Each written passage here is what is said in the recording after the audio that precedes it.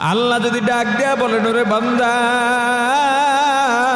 আমি এত নেয়ামত দান করলাম, এত ভালোবাসলাম, এত আদর করলাম, এত সুযোগ দিলাম, তোর প্রতি ভালোবাসা যাতে কম না হয় এজন্য আমার ছেলেও নাই, মেয়েও নাই। বান্দারে আমি সব সময় অপেক্ষায় থাকি তুই আমাকে আল্লাহ বলে ডাক দিবি।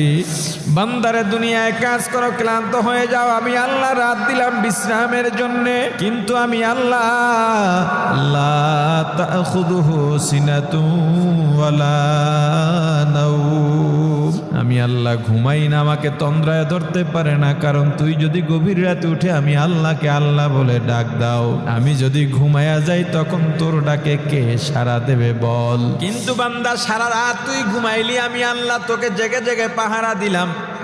আমি আল্লাহ গভীর রাতে প্রথম আসমানে চলে আসছি, আয় বান্দা আয়, তোর কি লাগবে বল?